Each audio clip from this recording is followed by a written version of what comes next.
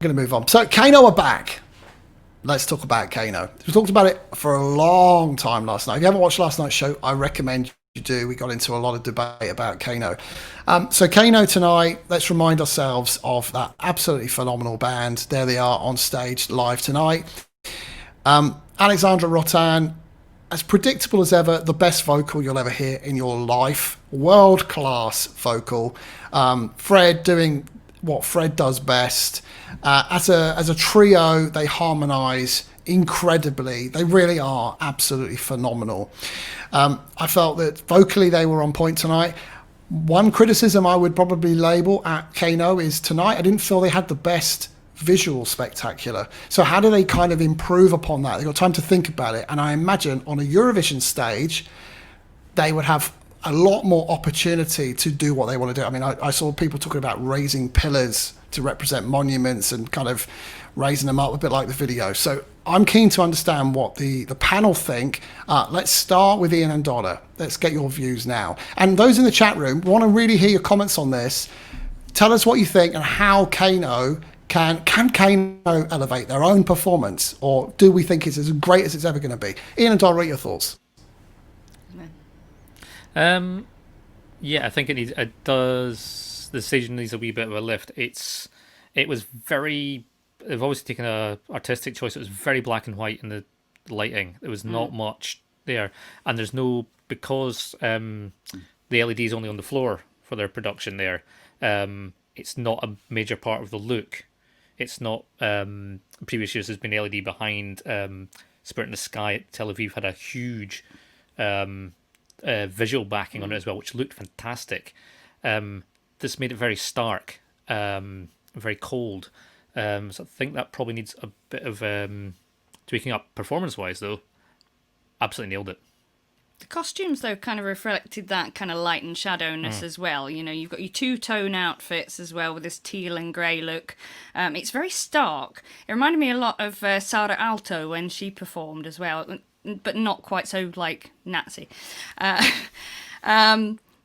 It obviously is a big statement they're choosing to go for. I'm not quite gelling with it, so I don't know if those costumes or outfits would actually work with the song in the end. But yes, definitely if they're able to use a kind of video wall as well to have that bigger historical sort of visual to it, to bring out the sort of grandness of the history in the song, I think that might work a bit better. But vocally, just so good. And Fred, get down with the rapping. So good, isn't it? Yeah. So good. Nicholas, now listen, this is Spirit in the Sky raised a bar or two, even higher than normal. What have they got to do to elevate themselves to potential Eurovision winners? They gotta figure out how to do staging, that's for sure.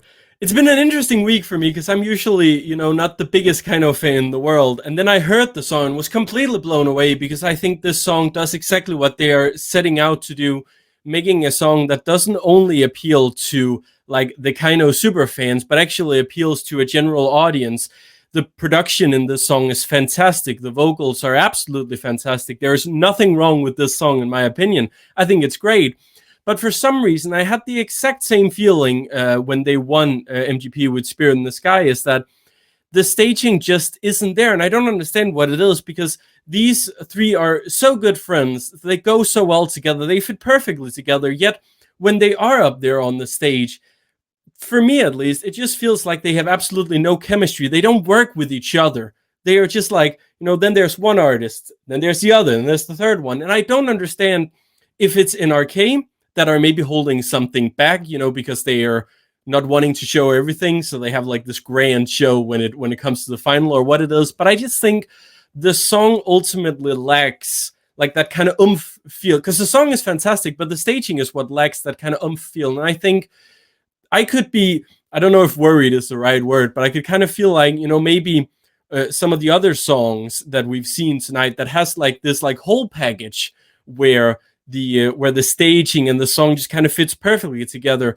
I fear that this might get like less points because of that may not actually end up winning. Because I think as a song, Monument is fantastic. It has a great message, and I think this really could be something great, but they need to elevate that staging just do something about it. I will say, however, I did like their outfits. I thought they were nice, and the vocals were probably the best of the night, so they did something right. Oh, they were phenomenal. Their vocals was on point. As always, you'd expect that from KEIINO. Never ever heard them off. Steve, KEIINO, how did this come across to you? Came across really well, actually. I love the outfits tonight. I accept that it was too, it's kind of grey against black, and that probably is not the kind of the ultimate performance you want to portray. But I'm sure this is going to be a camper than a row of tents by the time it's got through to its final presentation. There will be, Egyptians, monuments, everything. The seven wonders of the world. There's lots of there's lots of potential to camp this up ad infinitum, and I'm sure this is not how we're going to see the performance at the Melodi Grand Prix. But that high note that Alexandra did was just so good. She is such a good singer. And the harmonies were just, I thought it was the best performance on the night. It's a really catchy song, and I think what the danger is, we don't know whether it's going to win at this stage because we haven't heard the vast majority of these songs, but it's the one to beat at the moment for me. Thank you, Steve. It's funny though, because we talked about this last night, and it's fair to say that you can't count off any of the songs because it's such a long process, and as we found out tonight, Jorn was the absolute favourite to go through, and it's Blasmarfian that we're all talking about. Elina, just give me a quick comment on KEIINO. How did it come across to you? Maybe I'm the only one, but I loved everything. Like, this was better than Spirit in the Sky for me, and I was like a huge fan of Spirit in the Sky. It almost got me to cry. I loved it. 10 out of 10. No, 12 out of 10. 12 out of 10. Can't get better than that. And Morten, what's the view in Norway at the moment based on the 6 songs that were heard tonight and the 3 finalists? Well, when it comes first to KEIINO's song and staging, it feels like a lot of Norwegians really like it, but there are also a lot of Norwegians who feel disappointed of the staging and how they performed it tonight. And I have to agree with the disappointed people, because I got really disappointed tonight, and I even texted a few of my friends watching Melodi Grand Prix tonight with me. We were like, okay, now it's KEIINO, see you in 3 minutes, and then we heard it, and I texted everyone. I was like, I'm disappointed, and they were like, I'm disappointed, and there's something lacking. I like the chemistry Nicholas talked about.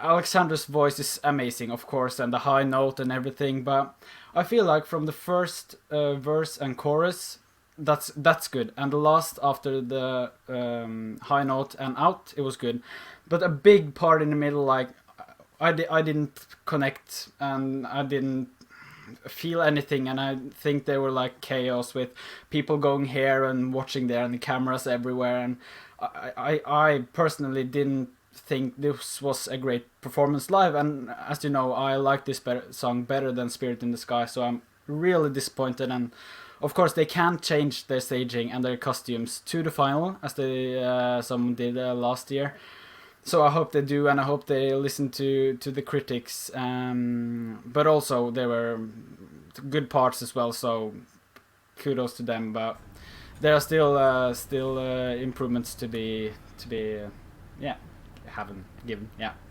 For sure. One thing though we have learned over the years is you should never listen to Eurovision fans and for critique, because let's face it, Eurovision fans will destroy a song. They'll absolutely destroy a song. There's been so many times songs have changed. I'm thinking of Benny Cristo last year or the year before. Poor guy, that song was destroyed by fans' critique. Having said that, what you can't change is you can't polish a bad song. You can only change a performance. If you can sing live, you've got a great song. The absolute basics are there, and the basics are there for KEIINO to potentially win MGP. But a long way to go, as Steve quite rightly says. Tom, coming back to you for the chat room. What's the chatter, my friend? Oh my goodness, there are so many people commenting away. Let's scroll all the way up to the top. Ivor says, I've listened to KEIINO's Monument over 70 times now since they released the song. I was happy to see the live performance tonight. They'll get my vote for sure. Milana, who's on last night's show, amazing, spectacular, show-stopping, never the same, totally unique. Diana says Fred gave her goosebumps. Annie Joe said they are super, great performance, great chemistry. They were a bit in the dark, light colours, and I have to say this is something I'd quite like the panel's views on, because random Danish guy says, I kind of wanted it to be happier. In these dark times, it could be amazing to perform it with colours and real chemistry. And do you know what? I'd be interested to see what the panel think.